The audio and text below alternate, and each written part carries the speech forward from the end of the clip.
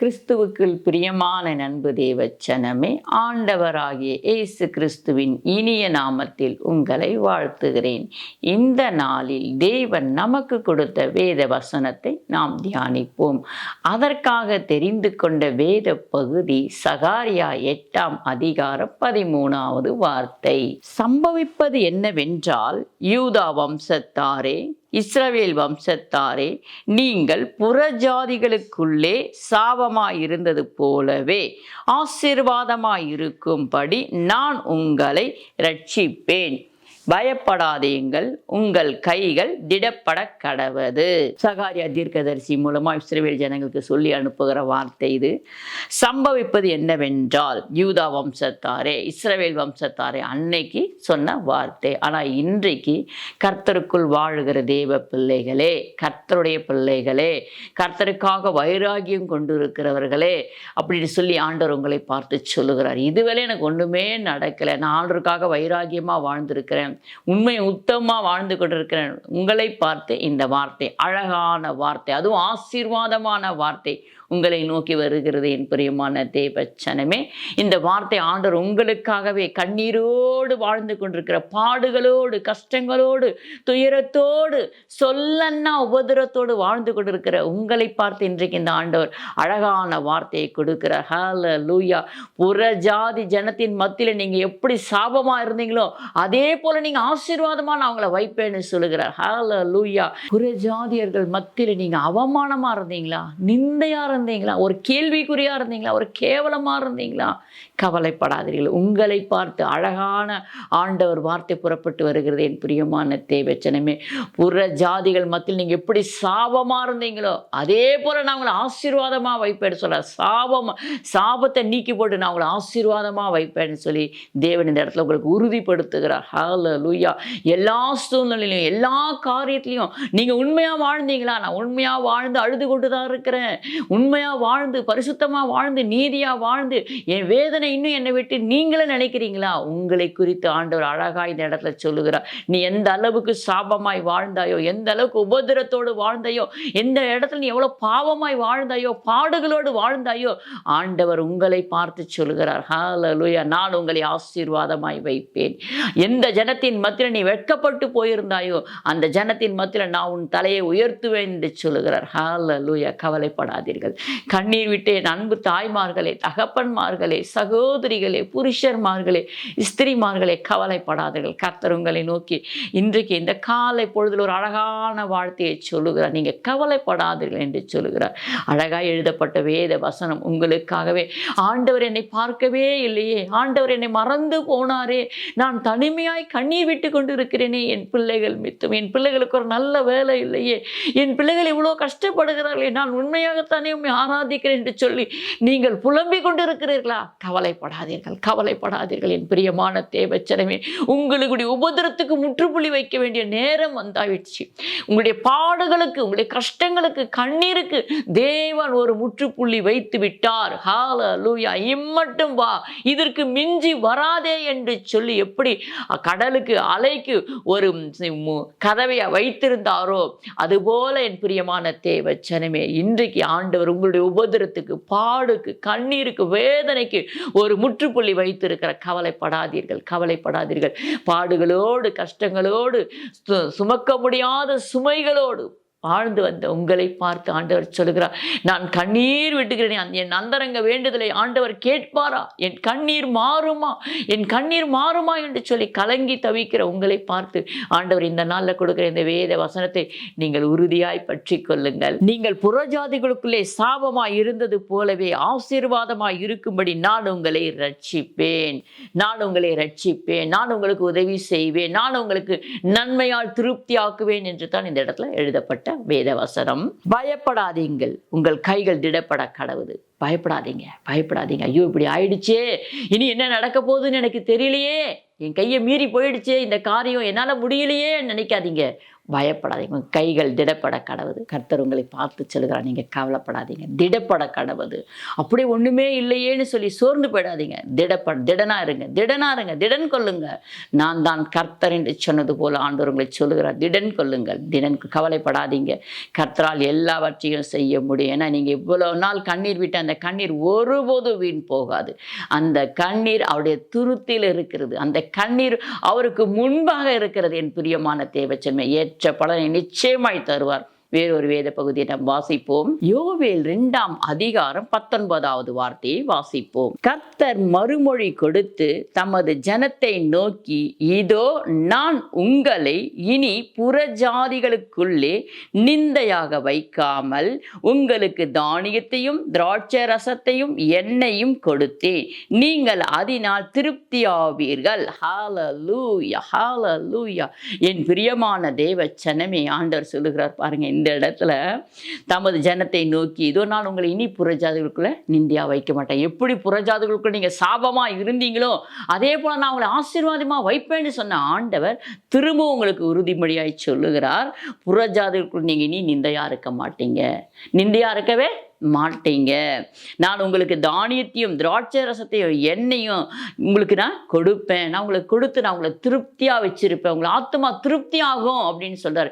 நீங்க ஒன்றத்துக்கும் என்ன பண்ண மாட்டீங்க, இனி கையேந்த மாட்டீங்க அப்படின்னு சொல்லி ஆண்டவர் உங்களிடத்துல வாக்கு பண்ணுகிறார். என் பிரியமான தேவச்சனமே, நீங்க இந்த வார்த்தையை பிடித்து கேளுங்க. ஆண்டவரே, நான் இவ்வளவு காலம் புறஜாதிகள் மத்தியில உபதிரப்பட்டுக்கிட்டு இருந்தேனே, அவமானப்படுத்தினேன், நிந்தையா இருந்தனே, அப்பா ஒரு கேள்விக்குறியா இருந்தனே, என்னை நீங்க ஆசீர்வாதிங்கப்பா அப்படின்னு சொல்லி நீங்க கேளுங்க.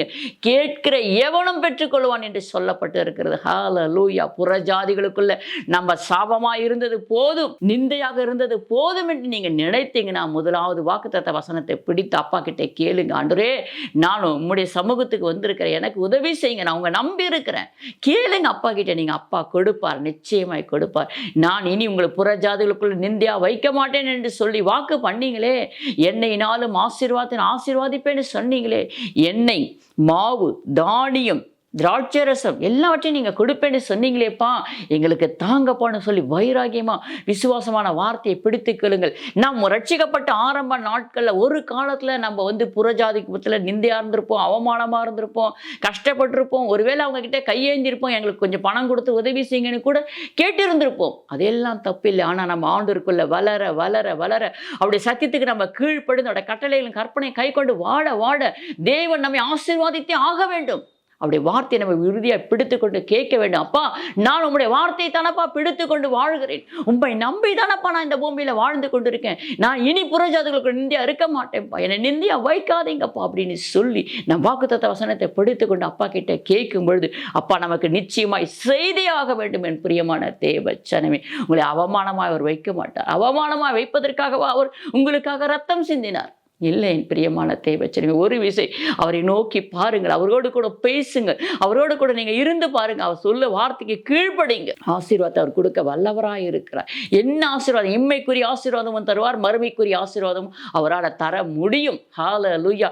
நம் இம்மைக்குரிய ஆசீர்வாதம் மாத்திரம் பரிதபிக்கலாம் இருக்கக்கூடாது, அதுக்காக மாத்திரம் நம்ம அழுது ஜெபிக்கலாம் இருக்கக்கூடாது. மறுமைக்குரிய ஆசீர்வாதமும் நமக்கு வேண்டும். இனி நம்ம புற ஜாதிகளுக்குள்ள நான் உன்னை நிந்தையா வைக்க மாட்டேமான்னு சொல்லி அவர் வாக்கு பண்ணிட்டார்.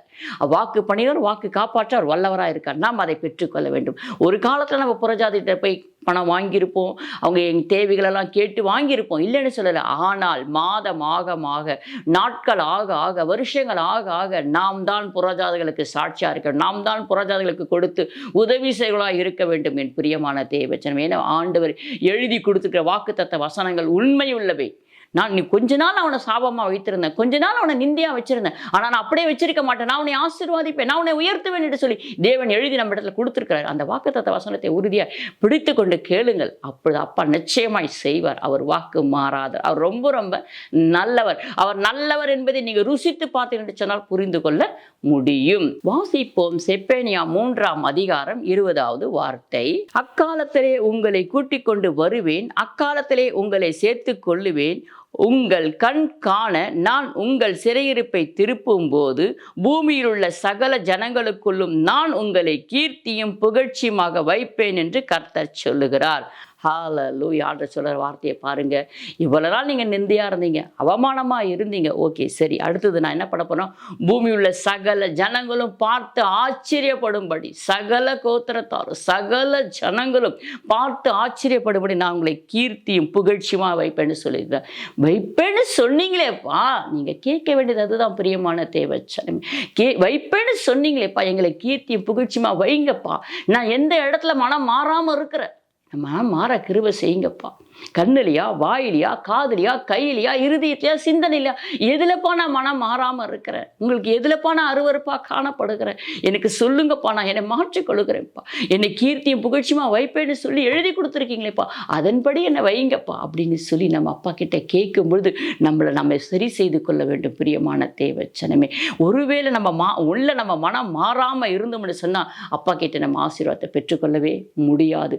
அதே நிந்தையாகத்தான் இருப்போம், அதே அவமானமாகத்தான் இருப்போம். ஜனங்க புறஜாதிகள் மத்தியில் கேள்விக்குறியாகத்தான் நாம் வாழ்ந்து கொண்டிருப்போம். ஆனால் நாம் அவரை நோக்கி பார்க்கும் பொழுது நம்முடைய முகங்கள் பிரகாசம் அடையும். நாம் வெட்கப்பட்டு போகவே மாட்டோம். வாசிப்போம்.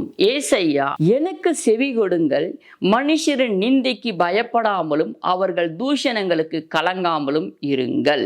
பார்த்தீங்களா, ஆண்டுடைய வார்த்தையை அறிந்த தேவ பிள்ளைகளே, ஆண்டுடைய வார்த்தைக்காக நீங்கள் கண்ணீர் வடித்து கொண்டிருக்கீங்களே, என்னை ஆண்டவர் ஆசீர்வதிக்க மாட்டாரா, தேவன் என்னை உயர்த்த மாட்டாரா, நான் கேட்டது அவர் எனக்கு கொடுக்க மாட்டாரா, எனக்கு ஒரு பிள்ளைக்காக நான் கதறி கொண்டு இருக்கிறேன் என்று சொல்லி கண்ணீர் விடுகிற உங்களை பார்த்து ஆண்டவர் சொல்லுகிறார்.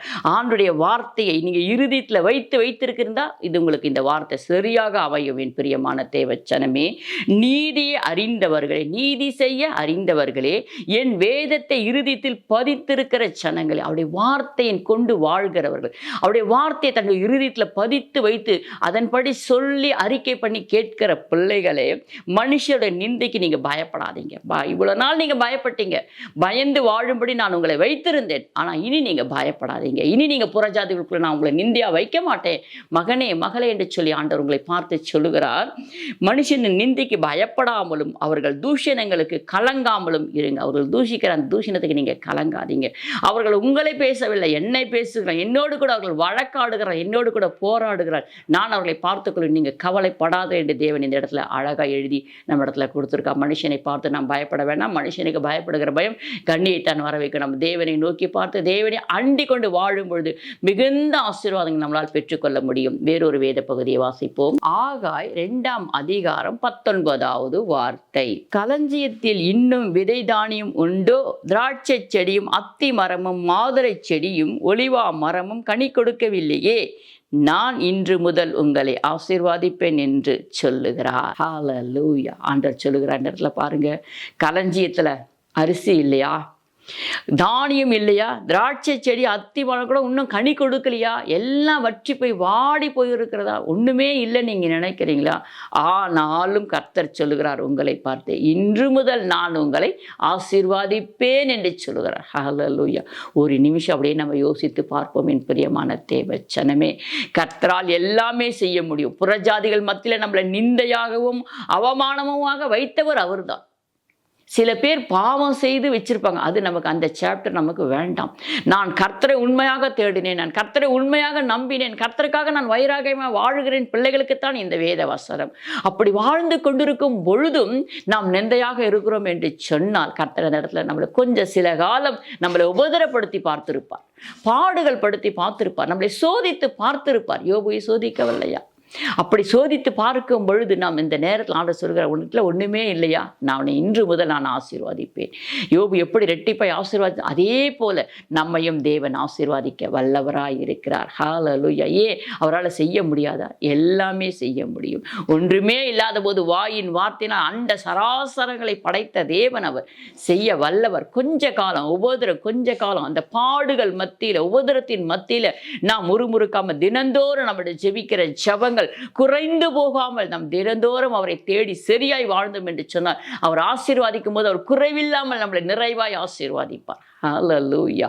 கொஞ்சமா நம்மள ஏன்னா நம்ம கொஞ்சமா ஜெபிச்சுட்டு கொஞ்சமா உண்மையா வாழ்ந்திருந்தா அந்த கொஞ்சம் தான் ஆசீர்வாதம் கிடைக்கும். நாம் உண்மையாய் முழு இருதயத்தோடு முழு ஆத்மாவோட நம்ம தேவனை தேடி வாழும் போது நமக்கு பரிபூர்ணமான ஆசீர்வாதம், முழுமையான ஆசீர்வாதம், சம்பூர்ணமான ஆசீர்வாதம், நிறைவான ஆசீர்வாதத்தை தேவன் நமக்கு கொடுத்து ஆசீர்வாதித்து உயர்த்த வல்லவராய் இருக்கிறார். நாம் தேவனை தேடுவது இந்த உபத்திர காலத்துல கூட நம்ம தேவனை தேடுவது குறைந்து போகக்கூடாது. அவர் வார்த்தைகளை கை கொண்டு நாம் வாழ வேண்டும் என்று தேவன் எதிர்பார்க்கிறார். பார்வோன் இடத்துல தேவன் ஏன் மோசேவை அனுப்பினார்? கொஞ்சம் யோசிச்சு பாருங்க. அவருடைய நாமத்தை, அவருடைய வல்லமை, அவருடைய அதிசயம், அவருடைய அற்புதம் என்னன்னு முதல்ல தெரிஞ்சுக்கணும். இப்படியாப்பட்ட தேவன் ஒருத்தர் இருக்கிறார் என்பதை பார்வோனும் தெரிஞ்சுக்கொள்ளணும், இஸ்ரவேல் ஜனங்களும் தெரிந்து கொள்ளணும் என்பதற்காகத்தான் ஆண்டவர் பார்வோன் இடத்துல அநேக தரம் மோசேவை அனுப்பிச்சு கொண்டே இருக்கிறார். போகும்பொழுதுலாம் மோசே சும்மா போனார்களா? ஒவ்வொரு வாட்டி போகும்பொழுது ஒவ்வொரு பெரிய பெரிய அற்புதம், பெரிய பெரிய அதிசயம், பெரிய பெரிய மிராக்கள் நடந்துச்சு அந்த இடத்துல. ஏன்? பார்வோனும் தெரிஞ்சுக்கணும், இஸ்ரவேல் ஜனங்களும் தெரிஞ்சுக்கணும். நம்மளை அழைக்கிற தேவன் எவ்வளவு வல்லமை உள்ளவர், எவ்வளவு மகத்துவமானவர், எவ்வளவு அற்புதமானவர் என்பதை ரெண்டு பேருமே தெரிந்து கொள்ள வேண்டும் என்பதற்காகத்தான் தேவன் ஒவ்வொரு வாட்டியும் மோசேயை அனுப்புறார். மோசையை அனுப்பும்போது அழகாய் சொல்லி அனுப்புவார். அங்க பார்த்தா பார்வோடைய இருதயத்தை கடினப்படுத்துவார். அதைத்தான் அவர் தான் செய்கிறார். அந்த காரியத்தையும் அவர் தான் செய்கிறார் என்று வேதத்தில் எழுதப்பட்டிருக்கிறது. ஒவ்வொரு வாட்டி மோசே போகும் பொழுதும் ஆண்டவர் உங்களை அழைக்கிறார், உங்களை கூப்பிட்டு இருக்கிறார், இப்படி செய்கிறார், வாங்க வாங்கன்னு சொல்லி ஒவ்வொரு வாட்டி கூப்பிடும் பொழுதும் பார்வோடைய இருதயத்தை கடினப்படுத்துவார். அங்க ஒரு அற்புதம் நடக்கும், அங்க ஒரு அதிசயம் நடக்கும். இப்படித்தான் நடந்து நடந்து ஒவ்வொரு வாட்டியும் சரி செய்து என்னால எல்லாமே செய்ய முடியும் அப்படின்னு இஸ்ரவேல் ஜனங்களுக்கு காண்பித்து தான் அங்கிருந்து அழைத்து கொண்டு வருகிறார். அதே போல அழைத்து கொண்டு வரும்பொழுது பார்த்தீங்கன்னா செங்கடலுக்கு முன்னாடியே ஆண்டவர் செய்கிற அற்புதம், பெரிய மகத்துவமான காரியத்தை இஸ்ரவேல் ஜனங்க மறந்து போய் விடுகிறார்கள். எவ்வளவு பெரிய அற்புதம்! ஏன் அவர் அங்கேயே அந்த ஜனங்களை அழித்து போட்டிருக்கலாமே? அழித்து போடவில்லை. செங்கடத்துல கொண்டு வந்து அந்த இடத்துல அவர் சேனையோடு கூட மடிந்து போகும்படி செய்கிறார். அங்கு தேவனுடைய நாமம் மகிமைப்பட்டதை நம்மால் பார்க்க முடியும். என் பிரியமான தேவச்சனமே, இன்றைக்கு இஸ்ரவேல் ஜனங்க மத்தியிலோ அதே போல கர்த்தர் புறஜாதிகள் மத்தியில நம்மை வைத்திருக்கார் என்று சொன்னால் நாம் சோர்ந்து போகவே கூடாது. கர்த்தர் நம்மை கொண்டு பெரிய காரியங்களை செய்ய போகிறார். ஏதோ ஒன்று தேவன் செய்ய போகிறார் என்று நம்பிக்கையோடு விசுவாசத்தோடு நாம் அவரை நோக்கி பார்க்கும் பொழுது நம்மால் அற்புதங்களையும் அதிசயங்களையும் பெற்றுக்கொள்ள முடியும். தேவனுடைய நாமம் மாத்திரமே இந்த இடத்துல மகிமைப்பட வேண்டும் என்று தேவன் விரும்புகிறார். என் பிரியமான தேவச்சனமே, இஸ்ரவேல் ஜனங்களுக்கு முன்னாடி ஆண்டவர் செய்து காண்பித்த அற்புதங்கள், அதிசயங்கள் ஏராளம். அதே அற்புதத்தை, அதிசயத்தை இன்றைக்கும் செய்ய அவர் வல்லவராய் இருக்கிறார். அதை உங்களை கொண்டு செய்ய அவர் வல்லவராய் இருக்கார். உங்க மூலமா அவருடைய நாமம் மகிமைப்பட வேண்டும் என்று அவர் விரும்புகிறார். என் பிரியமான தேவச்சனமே, சோர்ந்து போகாதீர்கள், ஜெபத்தை குறைத்து விடாதீர்கள், ஜெபம் செய்வதை மறந்து விடாதீர்கள். தயவு செய்து நிந்தையா இருக்கிறனே, அவமானமா இருக்கிறனே அப்படின்னு சொல்லி நீங்க நினைக்காதீங்க. எல்லாவற்றையும் ஆண்டவர் பார்த்து கொண்டிருக்கிறார். சிறுமையானவர்கள் விடுகிற பெருமூச்சை கூட அவர் பார்த்து கொண்டிருக்கிறார். அவனுக்கு அவர் பலத்த அடைக்கலமாய் இருக்கிறார். கவலைப்படாதீர்கள். கர்த்தர் உங்களை நோக்கி பார்த்து இன்றைக்கு இந்த நாளில் கொடுத்த வேத வசனத்தை பிடித்து கொள்ளுங்கள், இன்று முதல் நான் உங்களை ஆசீர்வாதிப்பேன் என்று சொல்லுகிறார். இந்த வார்த்தையை உறுதியாய் படுத்திக் கொள்ளுங்க.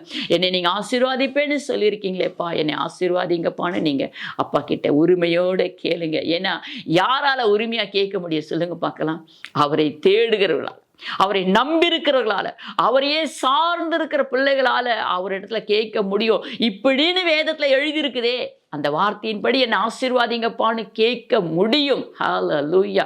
ஒன்றுமே இல்லாத போய் கேட்க முடியுமா? கேட்க முடியாது. அவருடைய முகத்தை கூட நோக்கி பார்க்க முடியாது. ஆனால் அவரையே நம்பி, அவரையே சார்ந்து, அவரையே இறுக பற்றி கொண்டு கண்ணீரோடு அவர் பாதத்தை வாழ்ந்து கொண்டிருக்கிற பிள்ளைகளால் இந்த வார்த்தை கேட்க முடியும். அப்பா, இன்று முதல் நான் உன்னை ஆசீர்வாதிப்பேன்னு சொன்னீங்களேப்பா, புறஜாதிகள் மத்தியில் என்னை நிந்தையா வச்சிருந்தீங்க, நீ ஆசீர்வாதமா வைப்பேன்னு சொன்னீங்களேப்பா, நான் உன்னை எந்த அளவுக்கு சாபமா வச்சிருந்தேன் அதே அளவுக்கு அவனை ஆசீர்வாதமா வைப்பேன்னு சொன்னீங்களே அப்படின்னு சொல்லி நம்மளால கேட்க முடியும். என் பிரியமான தேவச்சனமே, அவருடைய முகத்தை நோக்கி பார்க்க வேண்டும் சொன்னா அவருடைய வார்த்தைகள் நம்முடைய இருதயமாகிய பலகையில நிரம்பி இருக்க வேண்டும். அப்படி நிரம்பி இருக்கும்போது அவளை பார்த்து நம்ம கேட்க முடியும். நம்ம தகுதி இல்லாத நம்ம தகுதியானவரை பார்த்து எப்படி கேட்க முடியும்? ஒரு நிமிஷம் யோசித்து பாருங்கள். தகுதிப்படுத்திக் கொள்ளுங்கள். கர்த்தருடைய வசனத்தினால, அவருடைய வார்த்தையினால உங்களை நீங்க நிரப்பிக் கொள்ளுங்க. வாழுங்க, அவருடைய வார்த்தையின்படி வாழுங்க. அவரோடு கூட ஐக்கியமா இருங்க. அவரால் அன்று உங்க தலையிலிருந்து ஒரு முடி கூட கீழே விழாது. அவர் காப்பாற்றுகிற தேவன், கண்காணிக்கிற தேவன், பாதுகாக்கிற தேவன், உங்களை அப்படியே நடத்துவார். ஹல்லேலூயா. இப்பொழுது நாம் செபிப்போம். அப்பா, நாங்கள் உம்மை ஸ்தோத்திரிக்கிறோம்ப்பா. ஏசு மகா ராஜாதி ராஜாவே, நாங்கள் உம்மை துதிக்கிறோம், ஸ்தோத்திரிக்கிறோம். எங்கள் நல்ல தகப்பனே, எமக்கு ஸ்தோத்திரப்பா. எங்கள் புறஜாதிகள் மத்தியில் நாங்கள் வாழ்ந்து கொண்டிருக்கிற இடத்தின் மத்தியில் நிந்தையாய் அவமானமாய் வாழ்ந்த நாட்கள் மாறப்போவதற்காக உமக்கு ஸ்தோத்திரப்பா. மாற்றி விட்டதுக்காக உமக்கு ஸ்தோத்திரப்பா. எங்கள் எங்களையும் இந்த பகுதியில் ஆசீர்வாதமா வைத்ததுக்காக உமக்கு ஸ்தோத்திரப்பா, ஸ்தோத்திரப்பா. எங்களையும் எங்கள் குடும்பத்தையும் கண்ணோக்கி பார்த்ததுக்காக உமக்கு ஸ்தோத்திரப்பா. நோவாவை நினைவு கூர்ந்த தேவன், அதே போல எங்களையும் எங்கள் குடும்பத்தையும் நினைவு கூர்ந்த தேவன் நீர் ஆசீர்வாதிப்பீரப்பா. கர்த்தர் நம்மை நினைத்திருக்கிறார், அவர் நம்மை ஆசீர்வாதிப்பார் என்ற வேத வசனத்தின்படி உம்முடைய பிள்ளைகளை நீர் இன்றைக்கு நினைத்திருக்கிறீர். உம்முடைய பிள்ளைகளை ஆசீர்வாதிப்பீர் ஆண்டவரே. அவருடைய கண்ணீர் அந்தரங்க வேண்டுதலை நீர் கேட்டிருக்கிற தேவன் அப்பா. அந்த ரங்கத்தில் யாரும் பார்க்காத போது உம்முடைய சமூகத்தில் விடுகிற கண்ணீர் ஆண்டவரே அப்பா, உம்முடைய பாதத்தை கழுவின கண்ணீர் ஆண்டவரே. அந்த பிள்ளைகளுக்கு நீர் நன்மையானதை தருவீராக அப்பா. உமக்கு ஸ்தோத்திரப்பா. இனி காலம் செல்லாது என்று சொன்னது போல போதும் பா. உம்முடைய பிள்ளைகள் பட்ட பாடுகளுக்கு உபத்திரங்களுக்கு அந்த பிள்ளைகளுக்கு ஒரு ஆசீர்வாதத்தை தருவீராக. ஆம் தகப்பனே, உமக்கு ஸ்தோத்திரப்பா. ஊழியக்காருடைய வார்த்தையை நிலைநிறுத்துகிற தேவன் அப்பா. ஊழியக்கார வார்த்தையை ஆசீர்வாதிக்கிற தேவன் ஆண்டவரே. நீர் உம்முடைய பிள்ளைகளை ஆசீர்வாதிப்பீராக தகப்பனே. உமக்கு ஸ்தோத்திரம். நீங்க பொறுப்படுத்திக் கொள்ளுங்க, பலப்படுத்துங்க, ஆசீர்வாதிங்கப்பா. எல்லா முகங்களில் இருந்தும், அதுவும் விசேஷமாய் உம்மை நோக்கி பார்த்து தேடுகிற உம்முடைய பிள்ளைகளுடைய முகங்களில் இருந்து கண்ணீரை துடைத்து அவளை மேன்மைப்படுத்துங்க, ஆசீர்வாதிங்க, அவர்கள் தேவைகளை சந்திங்க, பரிபூர்ணமான ஆசீர்வாதத்தை நிரப்புங்க. சாட்சிகளை பிள்ளைகளை ஏற்படுத்துங்கப்பா. சாட்சி சொல்லி உடைய நாமத்தை மகிமைப்படுத்த கிருபை செய்யுங்க. இயேசு கிறிஸ்து இன்ப நாமத்தால் ஜெபிக்கிறோம் நல்ல பிதாவே, ஆமென். உமக்கு ஸ்தோத்திரம்.